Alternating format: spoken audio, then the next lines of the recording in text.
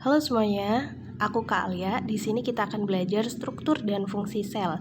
Ini materi biologi kelas 11 IPA semester 1. Jadi di sini aku akan menjelaskan PowerPoint dari Bu Nur Roshidah SPD dari SMA Negeri 1 Yogyakarta. Jadi ini PPT bukan punya aku, tapi aku akan menyampaikan materi beliau sekaligus ada beberapa tambahan yang aku masukin ke PPT ini juga untuk melengkapi materi beliau. So, langsung aja.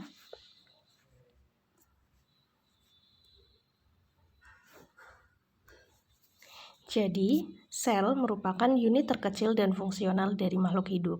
Apa itu maksudnya, Kak? Maksudnya adalah unit terkecil itu berarti sel adalah bagian yang paling kecil dari makhluk hidup dan dia mempunyai fungsi. Nah, nanti di dalam sel itu ada bagian-bagian lagi. Nah, kalau gitu berarti sel bukan bagian terkecil dong. Enggak gitu. Jadi, sel itu dia unit paling kecil dan dia punya fungsi tertentu gitu. Fungsinya kompleks. Nah, itu namanya sel. Sel itu berasal dari kata sela atau ruangan atau kamar kecil. Ini bahasa Yunani. Ilmu yang pelajari sel yaitu sitologi. Sito itu artinya sel, logos atau logi berarti ilmu. Penemu pertama sel yaitu Robert Hooke. Kemudian ada peneliti-peneliti lain seperti Anthony van Leeuwenhoek, beliau menemukan kloroplas. Johannes Purkinje, beliau menemukan protoplasma. Kemudian ada Robert Brown, beliau menemukan inti sel. Apa itu protoplasma, kloroplas, dan inti sel? Kita akan belajar di slide-slide berikutnya. Sebelum itu, kita kenalan dulu nih sama teori-teori sel. Yang pertama, ada teori dari Matthias Leiden dan Theodor Schwann. Beliau mengatakan bahwa sel merupakan kesatuan struktural. Jadi, sel itu ada banyak dan mereka bersatu untuk membentuk suatu bentuk, membentuk suatu struktur gitu ya. Kemudian ada teori yang kedua dari Max Schultz. Beliau berkata bahwa sel merupakan kesatuan fungsional. Jadi sel itu ada banyak, kemudian mereka bersatu dan memiliki fungsi tertentu. Nah, selanjutnya ada Rudolf Virchow. Beliau berkata bahwa sel merupakan kesatuan reproduksi. Omne cellula est cellula. Setiap sel berasal dari sel. Selanjutnya ada teori dari Rien Dutrochet. Beliau berkata bahwa sel merupakan kesatuan pertumbuhan. Jadi sel ini ada banyak, dia bersatu dan mengalami pertumbuhan atau penambahan secara kuantitatif. Selanjutnya ada teori dari Edmund Wilson. Beliau berkata bahwa sel merupakan kesatuan hereditas.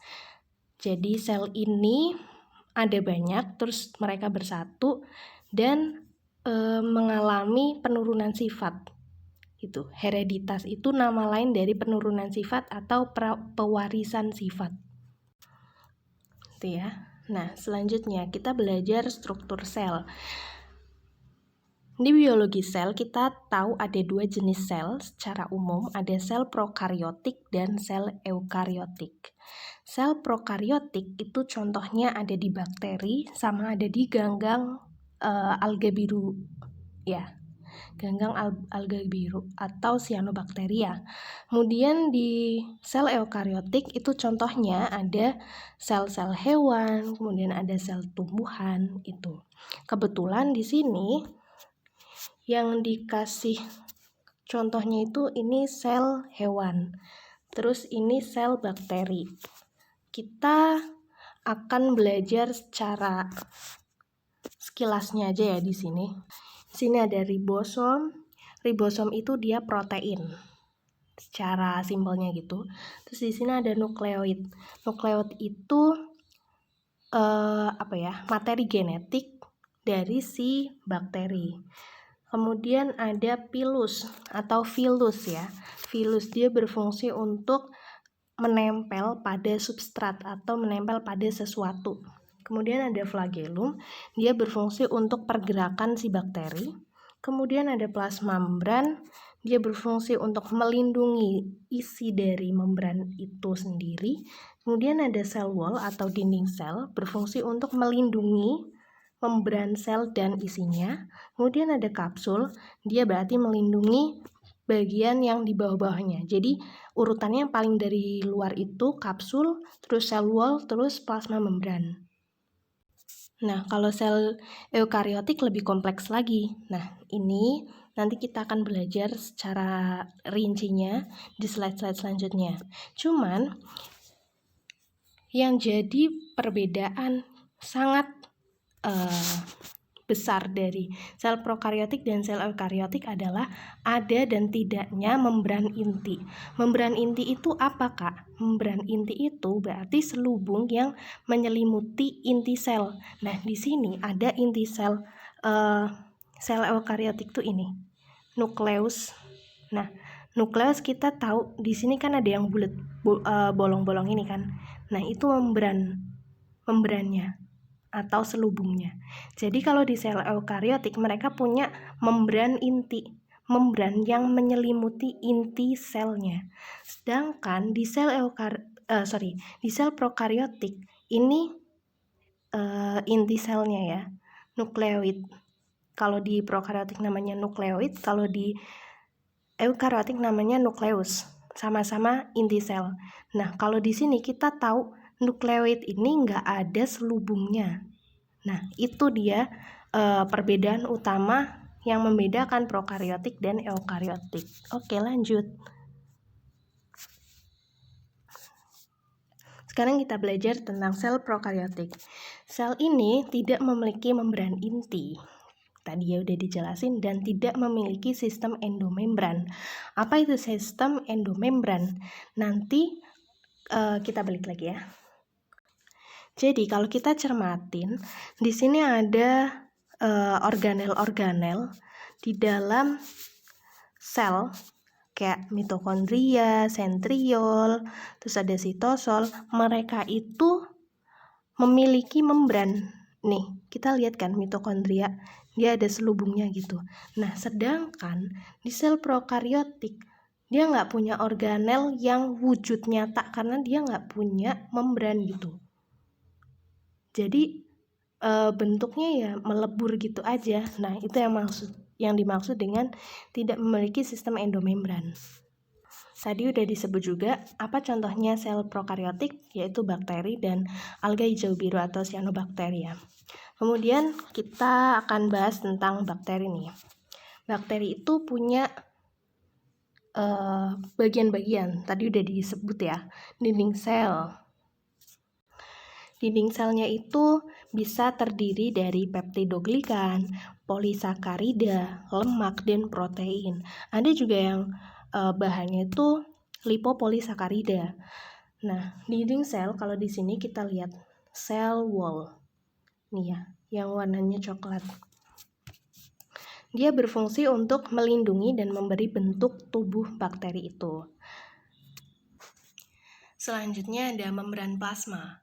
Membran plasma ini terdiri dari lemak dan protein. Fungsinya untuk melindungi dan mengatur transport sel. Nah, plasma membran yang ungu ya.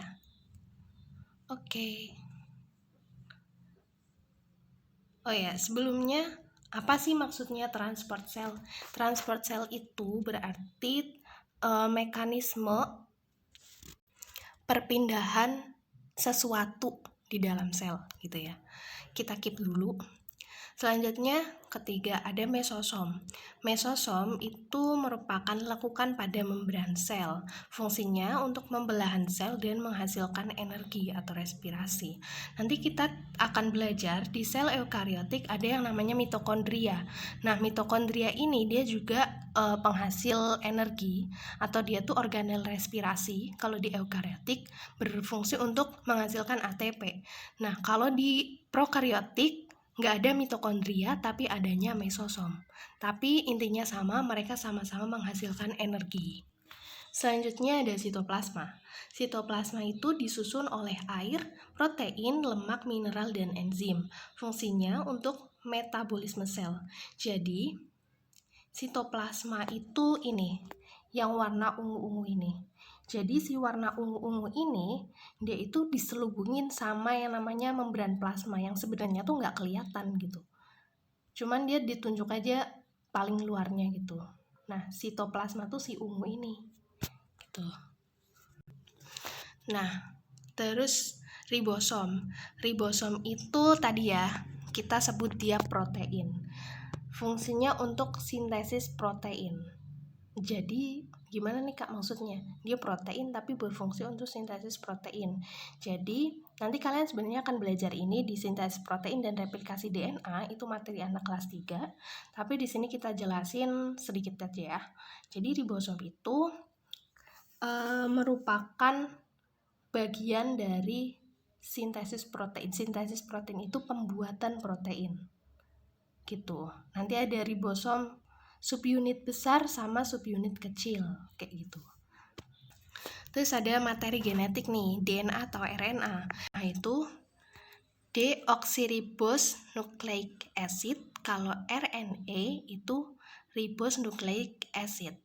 Nah, dia itu disusun oleh gula deoksiribosa kalau DNA. Kalau RNA berarti gulanya ribosa. Nah, terus ada terus ada fosfat, terus ada basa nitrogen. Itu apa aja sih Kak? Nanti kalian akan belajar di materi substansi genetik. Kita skip dulu. Fungsinya mereka merupakan materi genetik. Jadi kode-kode gen terus ada kode-kode yang memunculkan sifat kayak misal mata, warna iris mata kalian coklat, warna iris mata orang Amerika ada yang biru, itu disimpan kode-kodenya itu di DNA ini gitu. Itu yang maksudnya materi genetik. Terus tadi ada flagella atau flagellum dan pili atau filus. Udah dijelasin ya. Oke, lanjut. Nah, sel tadi ya tidak memiliki membran inti dan memiliki membran inti. Ini untuk gambar sel prokaryotik. Jadi, DNA atau materi genetik di sel prokaryotik itu tadi kan kakak bilang dia nggak diselubungin oleh membran. Dia nggak memiliki membran inti gitu. Jadi, DNA-nya ya gini, bebas gitu aja. Nah, dia tuh DNA-nya melingkar-lingkar atau disebut DNA sirkuler atau nukleoid. Ini kalau besar, kalau kecil namanya plasmid. Jadi DNA sirkuler yang kecil namanya plasmid, kalau gede namanya nukleoid. Terus ada dinding sel, ada kapsul. Oh ya, ada yang menarik dari sel prokaryotik yaitu adanya kapsul. Kapsul ini yang kuning, dia itu bagian paling luar dari sel prokaryotik. Nah, kita tahu bakteri itu dia harus kita berantas dulu baru dia akan mati gitu kan. Kayak kita nyuci baju biar bakterinya mati gitu. Kalau enggak kan bakterinya nggak mati. Nah, kenapa dia nggak bisa mati dengan sendirinya? Karena dia tuh punya kapsul. Kapsul ini melindungi dia agar sebagaimana mestinya dia tuh survive gitu di alam bebas. Terus ada ribosom, di sitoplasma, flagella, dan membran sel. Nah, apa perbedaannya sel prokaryotik dan sel eukaryotik? Pertama, dari sistem endomembran, kalau prokaryotik itu dia nggak punya. Membran intinya prokaryotik nggak punya. Mitokondrianya prokaryotik nggak punya, tapi prokaryotik punya mesosom yang fungsinya itu sama-sama untuk menghasilkan energi. Terus ada badan Golgi kalau di eukaryotik, kalau di prokaryotik nggak ada. Retikulum endoplasma di prokaryotik tidak ada dan di eukaryotik itu ada. Jadi apa? Tadi kan kita belum sempat nyinggung yang namanya badan Golgi dan retikulum endoplasma. Nanti kita akan bahas di slide selanjutnya. Nah, selanjutnya kita akan bahas tentang sel eukaryotik. Sel ini mempunyai inti sel atau nukleus dan dia juga punya membran inti.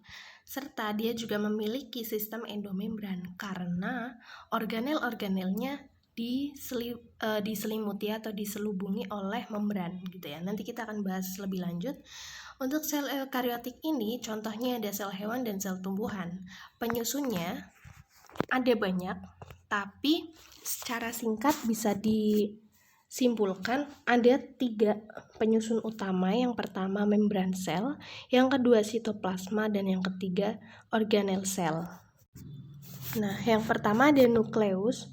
Nukleus atau nama lainnya inti sel, dia berfungsi untuk mengatur segala jenis hal yang ada di dalam sel gitu ya. Terus ribosom, dia itu protein, berfungsi untuk membantu sintesis protein. Terus ada retikulum endoplasma. Retikulum endoplasma itu ada 2 nanti, yang halus dan kasar. Terus ada badan Golgi, badan mikro. Terus ada vakuola, plastida, mitokondria, mikrotubulus, mikrofilamen, sentrosom, sentriol, dinding sel, lisosom. Nah, apa itu nanti kita belajar lebih di belakang. Tapi kalau dari PPT-nya Bu Nur ini enggak dijelasin secara lengkap tentang peroksisom dan glioksisom. Nah, di sini aku jelasin sekilas. Jadi badan mikro itu adalah dia organel yang kecil, ya namanya juga badan mikro, berukuran kurang lebih 400 nanometer dan mengandung enzim katalase serta oksidase. Kalau peroksisom itu dia berfungsi untuk menetralkan peroksida atau H2O2 menjadi air dan oksigen. Kenapa harus dinetralkan menjadi air dan oksigen? Karena H2O2 atau peroksida itu bersifat racun, jadi harus dinetralkan. Kemudian untuk glioksisom ini merupakan enzim katalase dan oksidase yang berfungsi untuk mendaur ulang glioksisat. Dan ini cuma ada di tumbuhan aja. Atau secara simpelnya, glioksisom ini untuk mengoksidasi asam lemak. Glioksisom itu cuma ada di tumbuhan, kalau peroksisom itu ada di hewan dan juga ada di tumbuhan. Gitu. Oke, lanjut. Ini sel hewan. Jadi sel eukariotik kan ada 2. Ada sel hewan sama sel tumbuhan. Mana sih? Oke. Pertama nukleus. Nukleus atau inti sel ini ada 3 subbagian. 3 subbagian itu yang pertama anak inti. Pokoknya core of the core, anak inti atau nukleolus. Itu pokoknya di dalamnya si nukleus. Dia itu berfungsi untuk merakit ribosom tadi, si protein. Terus ada yang namanya nukleoplasma. Nukleoplasma tuh yang ungu ini. Jadi si nukleolus itu di tengah, biasanya di tengah, tapi kebetulan ini di sini ya. Ini yang ungu bunder, nukleolus. Terus yang ungu ini di sini di sekitarnya itu nukleoplasma, yaitu cairan kental yang kaya akan protein. Tadi kan nukleolus berfungsi untuk membuat ribosom gitu ya. Terus yang ketiga itu si ini membran intinya. Membran intinya itu dia berpori-pori. Jadi si nukleus ini berfungsi untuk membentuk benang-benang kromatin yang mengandung materi genetik seperti DNA dan RNA. Jadi yang kuning panjang-panjang ini, dia benang-benang kromatin yang berfungsi untuk tadi mengandung materi genetik seperti DNA atau RNA. Selanjutnya ada vesicle. Nah, vesicle ini sebenarnya istilah umum untuk menyebut gelembung-gelembung yang berisi sesuatu. Jadi biasanya isinya itu bisa lisosom atau enzim-enzim tertentu. Enzim-enzim itu harus sampai ke targetnya dengan selamat gitu ya. Jadi kan dia isinya ada sesuatu nih, cairan. Vesikel itu gelembungnya gitu. Terus isinya itu apa nanti tergantung, bisa lisosom, bisa enzim oksidase atau katalase yang lain gitu. Nah, misalkan dia di targetin buat nyampe ke mitokondria misalkan, dia harus ke sini. Nah, biar isinya itu nggak kececer-cecer gitu, jadinya dia diselubungin, dibungkus sama si vesikel. Nah, nih di sini lisosom. Jadi vesikel yang isinya enzim proteolitik atau enzim untuk menghancurkan sesuatu itu disebut lisosom. Terus ada ribosom bebas, nih titik-titik. Terus ada RE kasar. Jadi RE itu retikulum endoplasma kasar. Kalau kasar itu berarti dia ditempelin oleh ribosom. Kalau RE halus berarti tidak ditempeli oleh ribosom. Bedanya kalau RE kasar itu berfungsi dalam sintesis protein, kalau RE halus itu berfungsi dalam sintesis lemak atau lipid. Selanjutnya ada badan Golgi. Badan Golgi ini berfungsi untuk mengolah sesuatu. Biasanya yang diolah itu protein. Jadi, pertama, protein-protein itu dibuat sama si inti sel ya. Terus dia tuh keluar. Nah, nanti dia tuh ke retikulum endoplasma dulu nih. Udah, terus diproses di sini, nanti diproses lagi ke badan Golgi. Nah, badan Golgi ini bisa disebut sebagai pabriknya sel gitu. Jadi misalkan sel ini membutuhkan enzim proteolitik misalkan. Nah, dari protein-protein biasa, bahan mentahnya itu protein ya. Terus dia itu diolah dulu nih di badan Golgi, barulah nanti dia jadi enzim proteolitik. Nanti enzim proteolitiknya itu dikeluarkan oleh badan Golgi dalam bentuk vesikel ini gitu. Nanti dia ke daerah target kayak gitu. Terus ada sepasang sentriol nih. Sepasang sentriol ini berfungsi untuk pembelahan sel. Terus membran plasma, mitokondria. Nah, mitokondria tadi berfungsi untuk respirasi sel atau untuk menghasilkan energi. Energi yang dihasilkan berupa ATP atau adenosid trifosfat. Kemudian ada mikrotubulus. Terus ada mikrofilamen. Nah, mikrotubulus dan mikrofilamen ini dia merupakan bagian dari sitoskeleton. Nah, mikrofilamen dan mikrotubulus ini berfungsi untuk membentuk kerangka dari sel ini, sel hewan gitu. Ini gambar lain dari sel hewan. Terus kita bahas sel tumbuhan. Di sini ada vakuola. Organel paling besar dari sel tumbuhan itu vakuola. Vakuola itu isinya apa, Kak? Isinya itu cairan dan bahan organik atau kita sebut penyimpanan makanannya gitu ya. Sini.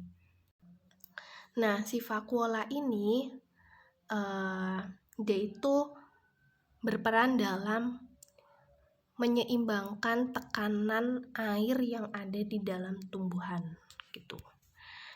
Terus ada RE kasar, ribosom bebas, membran inti, nukleus, mikrotubulus, sama aja ya. Fungsinya sama aja yang kayak di sel hewan, mitokondria. Nah, kalau di sel tumbuhan ini ada yang namanya kloroplas ini. Kloroplas itu dia sebenarnya plastida atau zat warna tumbuhan. Jadi plastida itu ada 3, adik-adik. Yang pertama itu kloroplas. Jadi dia zat warna yang mengandung warna hijau. Terus ada leukoplas, yaitu plastida yang tidak berwarna. Terus ada kromoplas, yaitu plastida yang berwarna selain hijau. Kita tahu kan tumbuhan ada yang warnanya pink, ada yang warnanya ungu gitu. Nah, itu berarti plastidanya jenis chromoplast. Kebetulan yang di sini dikasih lihat itu chloroplast. Terus ada dinding sel. Kalau dinding sel dari tumbuhan biasanya terdiri dari selulosa, bisa hemiselulosa juga sih. Kalau di jamur kitin gitu. Kalau di bakteri tadi kan peptidoglikan ya. Nah, terus ada vesikel sama aja kayak tadi. Terus badan Golgi sama aja kayak tadi. Selanjutnya ada sel tumbuhan dengan gambar yang lain. Nih. Oke, kita tunjuk satu-satu ya. Dinding selnya itu yang warna merah. Dinding sel ini dia berfungsi untuk mempertahankan bentuk dari tumbuhan. Kita tahu kita nggak bisa mencubit pohon, batang pohon gitu ya, apalagi yang berkayu gitu. Kalau kita nyubit manusia kan kita bisa nyubit dagingnya, dan dagingnya itu bisa menyesuaikan dengan bentuk cubitan kita gitu kan. Kalau misal kita narik ya dia ikut ketarik gitu. Kalau tumbuhan kan enggak, kita nggak bisa narik batang pohon terus kita cubit gitu, nggak bisa kan, karena dia itu punya dinding sel, jadi bentuknya kaku kayak gitu. Terus membran sel ini sebenarnya nggak kelihatan ya, cuman kalau di sini ya berarti batas antara yang ungu sama yang merah ini. Kalau nggak yang ungu paling luar itu membran sel. Terus plastida jenis chloroplast ini.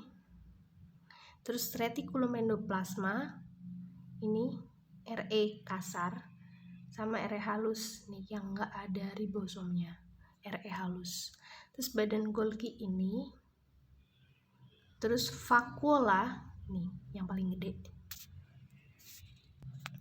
Ini sel tumbuhan dengan gambar yang lain tapi intinya sama.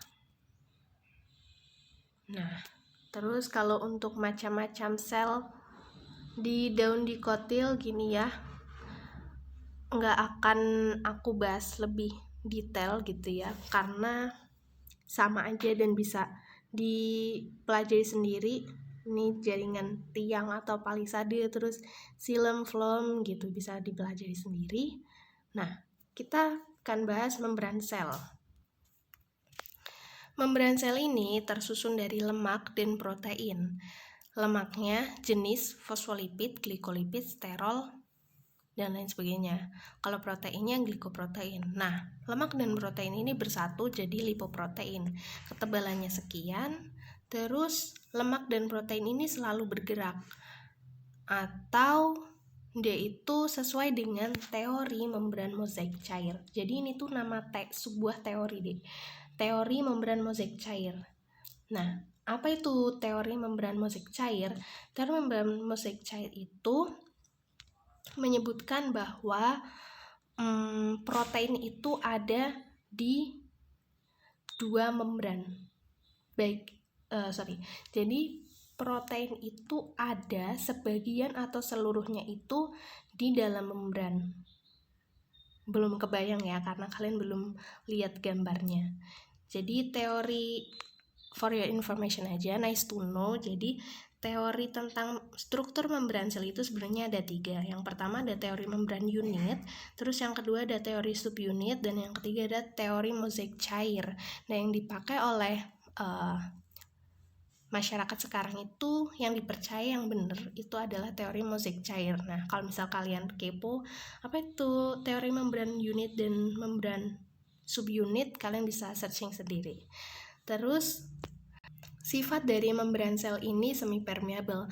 Maksudnya tidak semua zat itu bisa melewati membran sel, hanya beberapa zat saja yang bisa melewati membran sel. Sifat semi-permeable ini disebut juga selective permeable. Jadi intinya sama, kalian jangan bingung. Fungsinya itu untuk melindungi sel, untuk mengatur keluar masuknya molekul atau bisa disebut juga transport sel.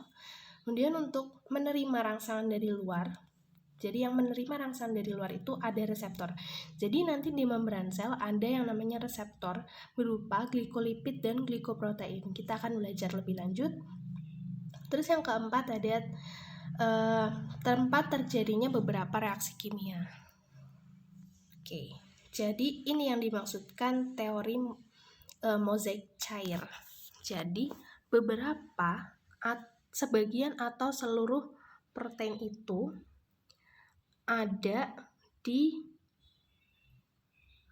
dua membran, di mana membrannya itu terdiri dari lemak, dua lapisan lemak. Di sini pertama kita kenalan dulu yuk. Apa itu phospholipid bilayer?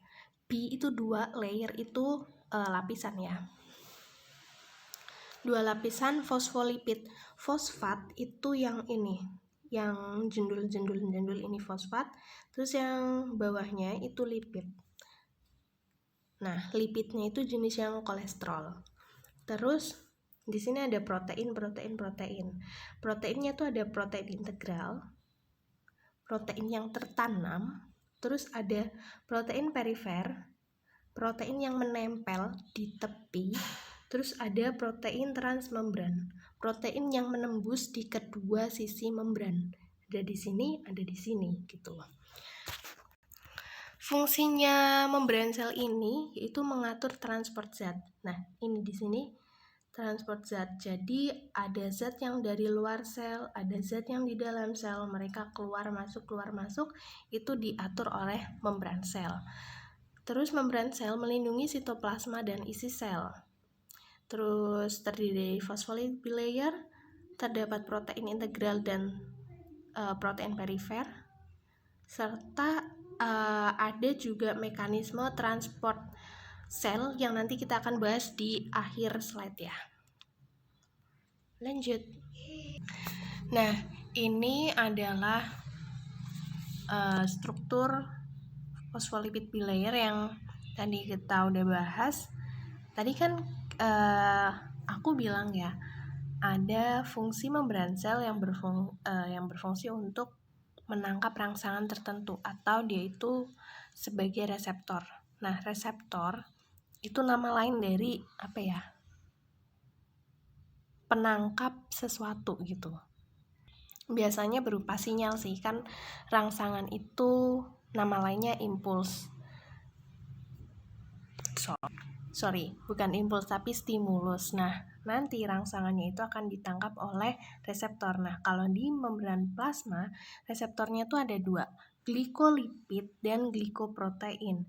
Gliko itu glukosa atau karbohidrat, tergantung kalau misal dia nempelnya di lipid, berarti dia glikolipid. Kalau nempelnya di protein, berarti glikoprotein. Bedanya, mereka itu kalau glikolipid dia itu berfungsi untuk menangkap rangsangan atau sinyal dari selnya sendiri atau tetangga selnya gitu, tapi masih punya si individu yang sama gitu. Nah, kalau glikoprotein dia itu menangkap sinyal bisa dari sel tetangganya atau dari sel lain. Sel lain itu dalam artian sel bukan punya si individu ini. Jadi misalkan nih, Kak Alia itu yang punya glikoprotein ini. Terus glikoprotein ini itu nempel di membran plasmanya sel darah Kak Alia gitu. Terus begitu Kak Alia dapat donor sel darah dari orang lain, nanti itu sel darah yang dari orang lain itu akan dikenali oleh si glikoproteinnya Kak Alia. Jadi glikoprotein ini berfungsi untuk mengenali sinyal dari sel lain gitu, dari sel individu lain. Terus ada kolesterol. Jadi lipidnya atau lemaknya itu jenis yang kolesterol. Terus ada itu glikoprotein integral, protein perifer. Oke. Ini gambar lainnya. Nah, setelah kita belajar tentang membran plasma, kita belajar tentang sitoplasma. Sitoplasma merupakan padatan dan cairan yang ada di dalam sel. Sito itu sel, plasma itu cairan dalam tanda kutip ya. Cairan di sini nggak cuman air. nggak cuman air, jadi konsistensinya tuh nggak serta-merta cair kayak air biasa, tapi rada kental gitu, karena di dalamnya ada protein, asam amino, vitamin, nukleotida, asam lemak, gula, dan ion. Nah, sitoplasma ini bersifat koloid. Koloid itu tadi cair tapi nggak cair-cair banget gitu.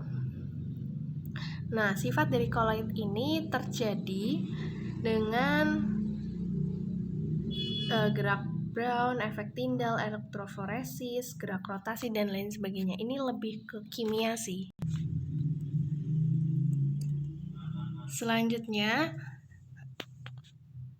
sitoplasma itu transparan dan berisi cairan seperti gel yang disebut sitosol. Kemudian di dalamnya juga ada jaringan berbentuk benang atau serabut disebut sitoskeleton, dan inklusio atau paraplasma, yaitu benda mati yang kemungkinan merupakan hasil aktivitas sel.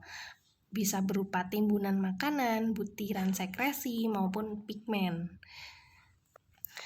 Sesuai namanya, sitoskeleton itu berarti dia kerangka sel ya.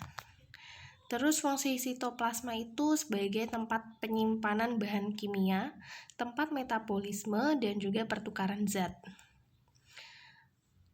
Nah, setelah itu kita bahas organel sel nih. Organel sel yang pertama ada nukleus, bentuknya bulat, jumlahnya 1 untuk setiap sel, tapi pada paramecium selnya itu nukleusnya itu ada 2 atau dikaryotik, dan polikaryotik pada jamur. Bagian penyusun dari nukleus itu ada membran nukleus. Jadi membran nukleus ada 2 rangkap, ada yang eksomembran dan endomembran. Terus ada nukleoplasma, yaitu matriks sel yang berisi air, protein, ion, enzim, dan asam inti. Terdapat benang kromatin atau kromosom serta materi genetik. Terus ada nukleolus juga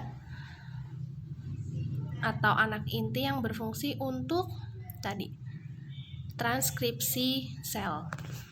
Transkripsi itu apa? Nanti kalian belajar di materi replikasi DNA, materi kelas 3. Nah, nukleus ini merupakan pengontrol aktivitas sel. Dia itu membentuk kromosom dari benang-benang kromatin. Jadi tadi ya, ini tuh nukleolus atau anak inti. Terus yang ini itu nukleoplasma. Terus anak inti ini dia membuat ribosom dan juga membuat benang-benang kromatin. Benang-benang kromatin ini kemudian mereka berpilin membentuk kromosom ini, X ini. Nah, terus tadi kan ada yang eksomembran dan endomembran. Nah, ini eksomembran dan endomembran gitu. Terus nuklear membran melindungi nukleus. Iya ya, ini nuklear membrannya. Tadi yang ada ekso dan endo. Terus dia tuh ada pori-porinya nih. Pori-porinya itu untuk mengeluarkan bisa mengeluarkan ribosom, benang-benang kromatin, dan lain sebagainya. Nukleolus menstimuli RNA untuk melakukan protein sintesis. Fungsi nukleus itu ya, mengendalikan seluruh kegiatan, mengatur pembelahan sel, mengeluarkan RNA, dan unit ribosom dari inti sel ke sitoplasma. Ini ada di transkripsi DNA, dia replikasi DNA materi kelas 3, terus membawa informasi genetik tadi. Informasi genetiknya tuh ada di benang-benang kromatin yang terpilin menjadi kromosom. Nah, selanjutnya kita belajar ribosom. Ribosom itu tadi protein yang kecil-kecil yang bisa nempel dan bisa berkeliaran bebas di sitoplasma. Kalau nempel ke retikulum endoplasma kasar nanti untuk sintesis protein. Nah, ini ribosom ini nih merupakan protein dengan bentuk bulat, ada unit kecil, ada unit besar. Terus bila bergabung mirip angka 8 dan tidak bermembran. Jadi organel di dalam sel itu ada organel yang bermembran, ada yang tidak bermembran. Yang tidak bermembran itu salah satunya ribosom. Kalau yang bermembran itu contohnya mitokondria, terus retikulum endoplasma. Jadi dia bentuknya itu ada gitu, berbentuk. Ribosom ini berbentuk sih, cuman dia nggak punya membran aja gitu. Terus poliribosom atau polisom merupakan kumpulan ribosom berupa rantai dalam pola spiral atau terpilin. Nanti kalian lihat gambarnya. Fungsinya itu untuk sintesis protein. Ada ribosom bebas dan terikat, tadi ya udah dijelasin. Nah, ini ribosom subunit besar dan subunit kecil. Dia seperti angka 8, ini adalah transkripsi genetik. Ini materi kelas 3. Oke. Selanjutnya ada mitokondria. Nah, mitokondria ini merupakan tempat respirasi sel untuk menghasilkan energi berupa ATP, adenosin trifosfat. Jadi fungsi mitokondria ini mengubah glukosa menjadi ATP untuk energi sel. Nah, di sini dia memiliki dua membran dalam dan luar. Membran dalamnya itu ini yang coklat tua, terus inner membran atau membran dalamnya itu ini yang coklat muda. Terus lekukan-lekukan dari inner membran ini disebut krista, sedangkan isi dari inner membran itu namanya matriks. Kemudian retikulum endoplasma tadi ya, kalau halus untuk sintesis lipid, kalau kasar untuk sintesis protein. Nah, ini RE untuk menyimpan protein, berada dalam sitoplasma dan berhubungan dengan membran sel. Sekarang ada tambahannya nih. Tambahannya kalau di sel tumbuhan, dari tadi kan kita bahas sel hewan ya. Ini sekarang sel tumbuhan. Jadi di sel tumbuhan itu ada yang namanya vakuola, dia tuh gede. Jadi tuh ini vakuola nih, ini vakuola yang putih. Nah, jadi vakuola pada sel tumbuhan ini berfungsi untuk menjaga keseimbangan air yang ada di dalam tumbuhan. Pada dasarnya, cairan sitoplasma itu bersifat hipertonik terhadap lingkungannya, sehingga terjadi peristiwa osmosis, yaitu vakuola menyerap air. Kemudian, karena vakuola menyerap air, vakuola itu membesar serta meningkatkan tekanan air di dalamnya. Jadi kan dia membesar nih, tekanan airnya meningkat dong. Sehingga terjadilah tekanan turgor yang mendesak membran vakuola. Membran vakuola itu namanya tonoplas ke arah sitoplasma. Jadi dia airnya ditekan mengarah ke sitoplasma gitu. Kemudian sitoplasma meneruskan tekanannya ke arah dinding sel. Jadi tuh intinya adalah apa? Vakuola itu menyimpan air gitu. Menyimpan air, menyimpan bahan organik, penyimpan makanan gitu. Terus dia itu kan membesar, nanti dia akan menekan si sitoplasma gitu. Terus ada juga yang namanya sentriol. Sentriol itu untuk pembelahan sel. Ini bentuknya dia kayak gini. Jadi dia sentriol itu pasti ada sepasang. Dia ada jadi kutub selatan dan kutub utaranya gitu. Nah, kalau yang ini adalah gambar dari pembentukan protein. Jadi, ini kan inti sel ya. Inti sel itu tadi kita belajar bahwa ribosom itu dibentuk oleh nukleolus. Nukleolus membentuk ribosom dan juga benang-benang kromatin.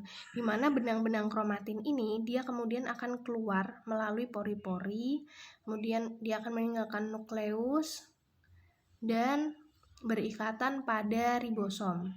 Ini ribosom ya, yang merah ini. Jadi benang-benang kromatinnya itu akan berikatan dengan ribosom dan melakukan sintesis protein. Ini yang disebut sintesis protein, teman-teman. Nah, benang kromatinnya diproses oleh si ribosom, kemudian jadi dia akan jadi peptida. Jadi satu bundaran kecil ini namanya peptida, terus dia tuh nanti akan jadi protein. Nah, protein ini nanti dia akan diolah di retikulum endoplasma yang jadi protein ini dibuatnya di mana di retikulum endoplasma yang kasar. Nanti protein ini dia akan keluar dimasukin ke badan Golgi untuk diolah lebih lanjut. Protein itu berfungsi untuk apa gitu. Oke, sel membran melindungi sel dan mengontrol transport zat. Sitoplasma adalah substansi gel dengan sel tempat keberadaan organel-organela. Cerna makanan. Vakuola, sentrosom. Ya, bisa dibaca. Kemudian aparatus Golgi. Ingat, tadi kan udah ada protein ya yang dari retikulum endoplasma. Nah, retikulum endoplasma itu mempacking si protein itu dalam bentuk vesikel. Tadi kan kita udah belajar vesikel itu gelembung yang berisi sesuatu.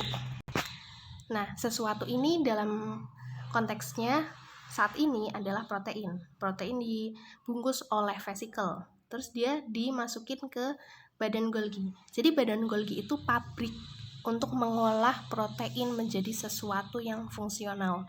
Dia masuk lewat gerbang cheese. Nanti dia diolah di sini dengan segala prosesnya. Terus dia akan keluar lewat gerbang trans.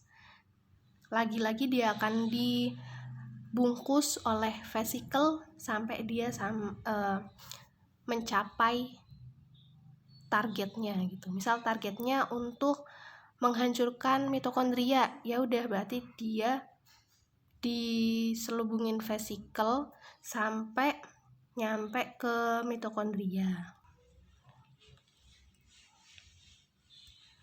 Nah, kalau dari PPT-nya Bu Nur Roshidah itu sampai situ. Tambahan aja nih. Beberapa fungsi-fungsi organel sel, tumbuhan dan hewan. Kalian bisa baca sendiri. Udah aku jelasin sih tadi di awal.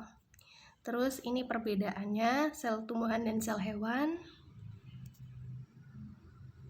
Nah, tambahannya ada mekanisme transport membran plasma. Jadi transport pada membran plasma atau perpindahan zat pada membran plasma itu ada dua. Ada transport pasif dan transport aktif. Kalau pasif itu tidak memerlukan energi atau tidak memerlukan ATP untuk melakukan perpindahan zat. Kalau yang transport aktif itu dia memerlukan ATP atau memerlukan energi untuk melakukan perpindahan zat. Untuk yang pasif itu ada osmosis dan difusi. Nanti yang difusi ada dua ya, difusi yang biasa sama difusi yang dipermudah dengan ada yang dengan protein, dengan saluran protein, ada dengan protein pembawa. Sedangkan untuk transport aktif itu nanti ada tiga. Ada tiga, yang pertama ada pompa ion, terus yang kedua ada kotransport, dan yang tiga ada endositosis serta eksositosis. Kita belajar satu-satu. Yang pertama transport pasif ya, osmosis. Jadi ini sel hewan nih. Contohnya di sini sel darah merah, di sini ada sel tumbuhan. Pada keadaan netral, kedua sel itu berada dalam kondisi isotonik. Jadi netral nih. Nah, ketika sel itu diberi larutan hipertonik, contohnya di sini larutan garam lebih dari 1%. Hipertonik itu berarti konsentrasi zat terlarutnya itu lebih tinggi daripada zat terlarut yang ada di dalam sel. Jadi kondisi ekstraseluler itu lebih hipertonik daripada interselnya. Nah,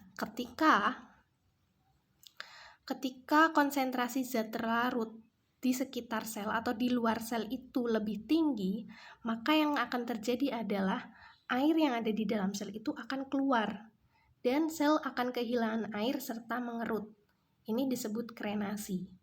Kalau kondisi di sekitar atau di luar sel itu hipotonik atau zat terlarut yang ada di ekstraseluler itu lebih rendah daripada konsentrasi zat terlarut di dalam sel, maka yang akan terjadi, sel itu akan menyerap air sehingga sel itu akan kelebihan air, membengkak dan akhirnya pecah. Disebut hemolisis. Selanjutnya, pada sel tumbuhan, kita ingat bahwa sel tumbuhan itu dia punya dinding sel untuk kestabilan dari sel itu sendiri. Ketika kondisi hipertonik di ekstraseluler atau di sekitar selnya itu, konsentrasi zat terlarutnya itu tinggi, yang akan terjadi adalah sel sitoplasmanya mengkerut dan si vakuola akan terdorong menjauhi dinding sel. Ini disebut plasmolisis. Nanti airnya keluar dari sel dan dia juga mengkerut gitu ya. Sedangkan pada kondisi hipotonik, ketika zat terlarut di luar sel atau ekstraseluler itu lebih rendah daripada konsentrasi zat terlarut di dalam sel, maka yang akan terjadi, sel itu akan menyerap air dan air ini akan menyebabkan sel tumbuhan itu membengkak. Tapi karena sel itu punya dinding sel, maka bentuk dapat dipertahankan atau dalam kondisi turgid gitu ya. Jadi dia tidak akan mengalami lisis atau pecah, tapi mengalami turgid. Selanjutnya ada difusi.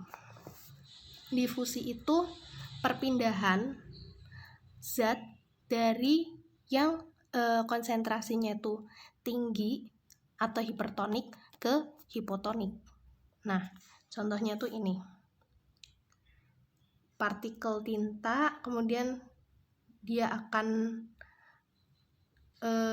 melebur secara acak dan terjadi keseimbangan dalam sistem. Nah, contohnya kalau difusi dipermudah dengan saluran protein tuh gini.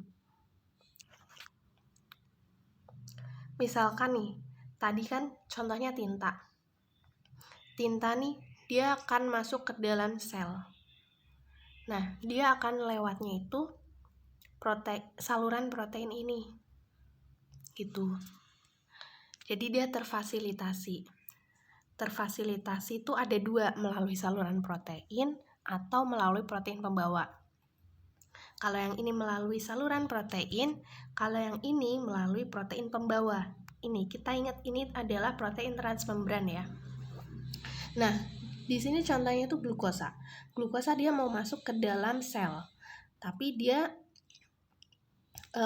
melewati si protein pembawa ini. Jadi dia masuk, nanti dia dikeluarin. Intinya adalah ada di lingkungan yang hipertonik masuk atau berpindah ke lingkungan yang hipotonik. Selanjutnya ada transport aktif. Berarti dia akan memindahkan suatu zat dengan cara melawan gradien konsentrasi. Apa artinya gradien konsentrasi? Jadi zat itu dipindahkan dari konsentrasi yang lebih rendah ke konsentrasi yang lebih tinggi gitu. Di sini transport aktif yang pertama ada pompa ion. Nah, pertama nih, pompa ion kalium dan natrium pada transport aktif. Pertamanya nih, natrium di dalam sel itu harusnya lebih kecil dari kalium. Jadi di dalam sel itu harusnya yang lebih banyak itu kalium daripada natrium. Sedangkan kalau di luar sel itu harusnya yang lebih tinggi itu natrium. Kaliumnya harusnya lebih sedikit. Kenapa harus lebih sedikit natrium Kak di dalam sel? Karena kalau misalkan natriumnya lebih tinggi, maka akan terjadi potensial aksi yang itu berarti menghantarkan sesuatu. Nanti kalian akan belajar lebih detail sih di kalau misal kalian masuk ke kedokteran gitu. Tapi sejauh ini tangkap aja dulu kayak gitu ya. Nah, natrium ini akan berikatan pada protein dan menstimulasi fosforilasi oleh ATP. Fosforilasi itu apa? Fosforilasi itu perubahan ATP menjadi ADP dan P. Nah, ketika natrium itu udah nempel, kan fosforilasi terjadi nih. Fosforilasi menyebabkan protein berubah bentuk. Jadi yang merah-merah ini protein ya. Begitu fosforilasi terjadi dan gugus fosfat itu nempel ke protein ini, maka yang akan terjadi adalah protein ini akan melepaskan natrium dan mengikat kalium yang ada di luar sel. Setelah itu, pengikatan kalium memacu pelepasan gugus fosfat. Tadi kan fosfatnya nempel nih. Terus karena kaliumnya nempel, fosfatnya menjauh gitu. Lepas. Setelah itu, hilangnya fosfat menyebabkan protein kembali ke bentuk asalnya. Ke bentuk asalnya ya. Jadi dia nutup lagi gini. Dan ion K dilepaskan ke dalam sel. Dan protein siap menerima ion Na kembali. Nih, balik lagi ke awalnya. Tuh. Terus selanjutnya ada mekanisme kotransport.